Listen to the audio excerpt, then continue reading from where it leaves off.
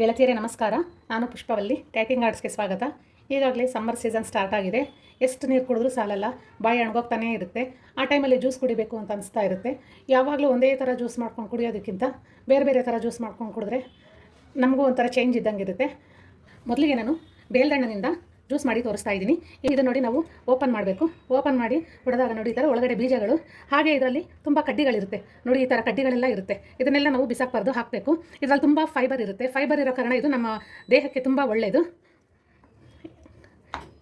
ನೋಡಿ, ಈ ಥರ ಸ್ಪೂನಲ್ಲಿ ತೊಗೊಂಡು ಈ ಥರ ಮಾಡಿದಾಗ ಇದೆಲ್ಲ ಬರುತ್ತೆ. ಇದನ್ನೆಲ್ಲ ಹಾಕ್ಕೊಂಡು ಇದ್ರ ಜೊತೆಗೆ 1 ಸ್ಪೂನಷ್ಟು ಬೆಲ್ಲ, 1 ಸ್ಪೂನಷ್ಟು ಸಕ್ಕರೆ, ನಾನು ಕಲ್ಸಕ್ಕರೆ ಹಾಕ್ತಾಯಿದ್ದೀನಿ. ಕಲ್ಸಕ್ಕರೆ ಇಲ್ಲ ಅಂದರೆ ಸಕ್ಕರೆ ಬೇಕಾದರೂ ಹಾಕ್ಕೋಬೋದು.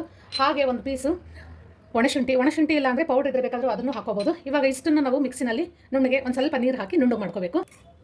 ಇವಾಗ ಇದಕ್ಕೆ ನಾನು ಸ್ವಲ್ಪ ನೀರು ಹಾಕ್ಕೊಂಡು ಮಿಕ್ಸಿನಲ್ಲಿ ಚೆನ್ನಾಗಿ ಹೊಂದಿಸ್ಕೊಳ್ಳೋಣ. ಈಗ ಇದನ್ನು ಶೋಧಿಸ್ಕೊಳ್ತಾ ಇದ್ದೀನಿ. ಸರ್ವ್ ಮಾಡ್ಕೊಳ್ಳೋಣ. ಗೆಳತಿಯರೇ, ವುಡ್ ಆ್ಯಪಲ್ ಜ್ಯೂಸ್ ರೆಡಿ. ಬೂದುಗುಂಬಳಕಾಯಿಂದ ಜ್ಯೂಸು ಹೇಗೆ ಮಾಡೋದು ಅಂತ ತೋರಿಸ್ತಾ ಇದ್ದೀನಿ. ಹೆಣ್ಣು ಮಕ್ಕಳು ಇದನ್ನು ವಾರಕ್ಕೆ 2 ಸಲ ಮಾಡ್ಕೊಂಡು ಕುಡಿದಾಗ ಅವರ ಸಮಸ್ಯೆಗಳಿಗೆ ಪರಿಹಾರ ಸಿಗುತ್ತೆ. ಇದು ಗರ್ಭಕೋಶಕ್ಕೆ ತುಂಬ ಒಳ್ಳೆಯದು. ಇದರಲ್ಲಿ ವಿಟಮಿನ್ಸ್ ತುಂಬ ಹೇರಳವಾಗಿದೆ. ಈಗ ಈ ಜ್ಯೂಸನ್ನು ಹೇಗೆ ಮಾಡೋದು ತೋರಿಸ್ತೀನಿ. ಬೂದುಗುಂಬಳಕಾಯಿ 1 ಪೀಸು, ಇದನ್ನು ಬೀಜ ಮತ್ತು ಸಿಪ್ಪೆ ತೆಗೆದು ಪೀಸ್ಗಳಾಗಿ ಕಟ್ ಮಾಡ್ಕೋಬೇಕು. ಕಲ್ಸಕ್ಕರೆ 1 ಸ್ಪೂನಷ್ಟು, ಬಿಳಿ ಕಲ್ಸಕ್ಕರೆ ಇದ್ರೆ ಬೇಕಾದರೆ ಅದನ್ನು ಹಾಕ್ಕೋಬೋದು. ಜೀರಿಗೆನ ಹುರಿದು ಪೌಡರ್ ಮಾಡ್ಕೊಂಡಿರೋದು ಅರ್ಧ ಸ್ಪೂನು, ಕಲ್ಸಕ್ಕರೆ, ಬೆಲ್ಲ, ಜೀರಿಗೆ ಪುಡಿ, ಏಲಕ್ಕಿ ಇಷ್ಟನ್ನು ಒಂದು ಮಿಕ್ಸಿ ಜಾರಲ್ಲಿ ಹಾಕಿ ಪೌಡರ್ ಮಾಡ್ಕೋಬೇಕು. ಈಗ ಇದಕ್ಕೆ ಕಟ್ ಮಾಡ್ಕೊಂಡಿರೋ ಪೀಸ್ಗಳು ಹಾಕಿ ನುಣ್ಣಗೆ ರುಬ್ಕೋಬೇಕು. ನೀರು ಹಾಕದೆ ಹಾಗೆ ರುಬ್ಕೋಬೇಕು. ಬೂದುಗುಂಬಳಕಾಯಲ್ಲಿ ತುಂಬ ನೀರಿನಂಶ ಇರೋದ್ರಿಂದ ನೀರು ಹಾಕ್ತಾ ಇದ್ರು ನೋಡಿ, ಎಷ್ಟು ನೈಸಾಗಿದೆ. ಇವಾಗ ಇದಕ್ಕೆ 1 ಗ್ಲಾಸಷ್ಟು ನೀರು ಹಾಕಿ ಇದನ್ನು ಚೆನ್ನಾಗಿ ಮಿಕ್ಸ್ ಮಾಡಿ ಒಂದು 10 ನಿಮಿಷ ಹಾಗೆ ಮುಚ್ಚಿಡಬೇಕು. ಆವಾಗ ಏನಾಗುತ್ತೆ ಅಂತಂದರೆ, ಇದು ಜೀರಿಗೆನಲ್ಲಿ ಇರೋ ಸಾರ ಎಲ್ಲ ಇದರಲ್ಲಿ ಬಿಟ್ಕೊಳುತ್ತೆ. ಅದರ ಫ್ಲೇವರು, ಅದರಲ್ಲಿರೋ ಸಾರ ಎಲ್ಲ ಚೆನ್ನಾಗಿ ಬಿಟ್ಕೊಳುತ್ತೆ. ಆದ್ದರಿಂದ ಒಂದು 10 ನಿಮಿಷ ಮುಚ್ಚಿಡಬೇಕು. ಇದನ್ನು 10 ನಿಮಿಷ ಆಗಿದೆ. ಈಗ ಇದನ್ನು ಶೋಧಿಸ್ಕೊಳ್ಳೋಣ. ಸ್ವಲ್ಪ ನೋಡಿ, ಕೈಯಲ್ಲಿ ಸ್ಪೂನ್ ತೊಗೊಂಡು ಒಂದು ಸ್ವಲ್ಪ ಈ ಥರ ಮಾಡಿದ್ರೆ ನೀರಿನಂಶ ಎಲ್ಲ ಕೆಳಗಡೆ ಇಳಿಯುತ್ತೆ. ಬೇಕಾದರೆ ಇನ್ನೊಂದು ಸಲ ನಾವು ಇದನ್ನು ಮಿಕ್ಸಿಗೆ ಹಾಕ್ಕೊಂಡು ಶೋಧಿಸ್ಕೋಬೋದು. ಈಗ ಇದನ್ನು ಸರ್ವ್ ಮಾಡ್ಕೊಳ್ಳೋಣ. ಗೆಳತಿಯರೇ, ದೇಹಕ್ಕೆ ತಂಪು ನೀಡುವ ಆರೋಗ್ಯಕರವಾದ ದ್ರಾಕ್ಷಿ ಹಣ್ಣಿನ ಜ್ಯೂಸ್ ಮಾಡೋದು ತೋರಿಸ್ತಾ ಇದ್ದೀನಿ. 1 ಕಪ್ ಅಷ್ಟು ದ್ರಾಕ್ಷಿ ತೊಗೊಂಡಿದ್ದೀನಿ. ಇದಕ್ಕೆ ಬ್ಲ್ಯಾಕ್ದು ಸೀಡ್ಸ್ ಇರೋದು ದ್ರಾಕ್ಷಿ ಹಾಕೋದು ತುಂಬ ಚೆನ್ನಾಗಿರುತ್ತೆ. ಅದು ನನಗೆ ಸಿಗಲಿಲ್ಲ, ಅದಕ್ಕೋಸ್ಕರ ಇದನ್ನು ಹಾಕಿ ಮಾಡ್ತಾ ಇದ್ದೀನಿ. ಡೈಮಂಡ್ ಕಲ್ಸಕ್ಕರೆ 2 ಟೇಬಲ್ ಸ್ಪೂನ್ ಅಷ್ಟು ತೊಗೊಂಡಿದ್ದೀನಿ. ನಾರ್ಮಲ್ ಕಲ್ಸಕ್ಕರೆ ಬೇಕಾದರೂ ಹಾಕ್ಕೋಬೋದು. ಸೋಂಕಾಳನ್ನು ಹುರಿದು ಪುಡಿ ಮಾಡಿರೋದು ಅರ್ಧ ಸ್ಪೂನ್ ಅಷ್ಟು ತೊಗೊಂಡಿದ್ದೀನಿ.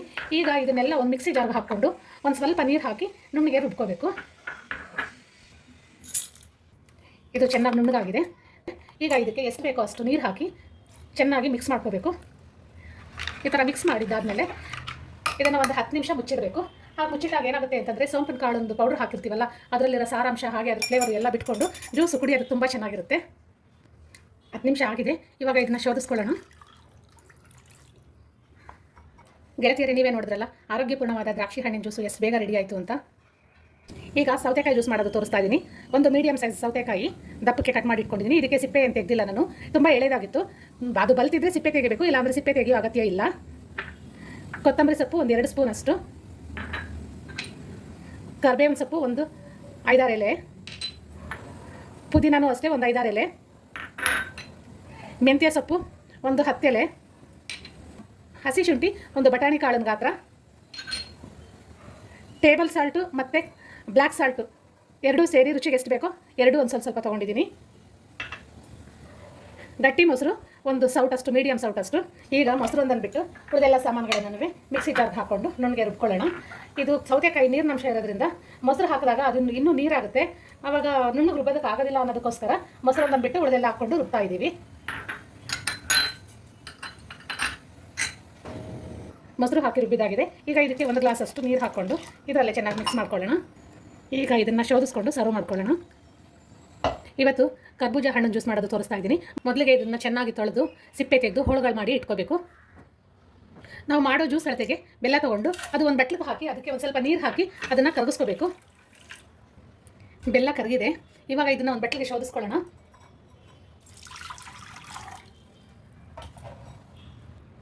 ಈಗ ಒಂದು ಬಟ್ಲಿಗೆ ಕಟ್ ಮಾಡಿ ಇಟ್ಕೊಂಡಿರೋ ಕರ್ಬೂಜ ಹಾಕಿ ಅದನ್ನು ಒಂದು ಸ್ವಲ್ಪ ರಫ್ ಆಗಿ ಮ್ಯಾಶ್ ಮಾಡ್ಕೋಬೇಕು. ಇದನ್ನು ಕೈಯಲ್ಲಿ ಬೇಕಾದರೂ ಮಾಡ್ಬೋದು, ಇಲ್ಲ ಮಿಕ್ಸಿಗೆ ಹಾಕಿ ಬೇಕಾದರೂ ಮಾಡ್ಕೋಬೋದು. ನೋಡಿ, ಇವಾಗ ಇದು ಕ್ಲೀನಾಗಿ ಎಲ್ಲನೂ ನುಣ್ಣಗಾಗಿದೆ, ಒಂದು ಸ್ವಲ್ಪ ರಫಾಗೇ ಇದೆ ಇದು. ಈಗ ಇದನ್ನು ಬೆಲ್ಲ ಶೋಧಿಸ್ಕೊಂಡಿದ್ದೀವಲ್ಲ ಆ ಬಟ್ಲಿಗೆ ಹಾಕ್ಕೋಬೇಕು. ಬಟ್ಲಿಗೆ ಹಾಕೊಂಡ ನಂತರ ಅದಕ್ಕೆ ಒಂದು ಸ್ವಲ್ಪ ಏಲಕ್ಕಿ ಪುಡಿ ಹಾಕಿ ಇದನ್ನು ಚೆನ್ನಾಗಿ ಮಿಕ್ಸ್ ಮಾಡಬೇಕು. ಇವಾಗ ಇದು ಚೆನ್ನಾಗಿ ಮಿಕ್ಸ್ ಆಗಿದೆ. ಇನ್ನು ಇದನ್ನು ಸರ್ವ್ ಮಾಡ್ಕೊಳ್ಳೋಣ. ಗೆಳತಿಯರೇ, ಕರ್ಬೂಜ ಹಣ್ಣಿನ ಜ್ಯೂಸ್ ಮಾಡಿದ್ದು ನೋಡಿದ್ರಲ್ಲ, ನೀವು ಒಂದ್ಸಲ ಇದನ್ನು ಮನೆಯಲ್ಲಿ ಟ್ರೈ ಮಾಡಿ. ಟೊಮೆಟೊ ಜ್ಯೂಸ್ ಮಾಡೋದಕ್ಕೆ ಮೀಡಿಯಮ್ ಸೈಜ್ದು 3 ಟೊಮೆಟೊ ಸಣ್ಣಕ್ಕೆ ಕಟ್ ಮಾಡ್ಕೊಂಡು ಅದನ್ನು ಒಂದು ಮಿಕ್ಸಿ ಜಾರ್ಗೆ ಹಾಕ್ಕೋಬೇಕು. ಇದಕ್ಕೆ ಒಂದು 1/4 ಸ್ಪೂನಷ್ಟು ಟೇಬಲ್ ಸಾಲ್ಟು, ಒಂದು 2 ಚಿಟಿಕೆಯಷ್ಟು ಬ್ಲ್ಯಾಕ್ ಸಾಲ್ಟು, ಅರ್ಧ ಸ್ಪೂನು ಹುರಿದು ಪೌಡ್ರ್ ಮಾಡ್ಕೊಂಡಿರೋ ಜೀರಿಗೆ ಪುಡಿ, ಜೀರಿಗೆನ ಹುರಿದು ಪೌಡ್ರ್ ಮಾಡ್ಕೊಂಡಿರೋದು ಅರ್ಧ ಸ್ಪೂನಷ್ಟು.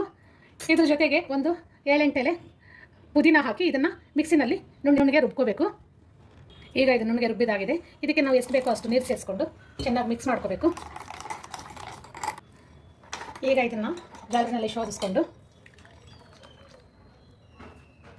ಸರ್ವ್ ಮಾಡ್ಕೊಳ್ಳೋಣ.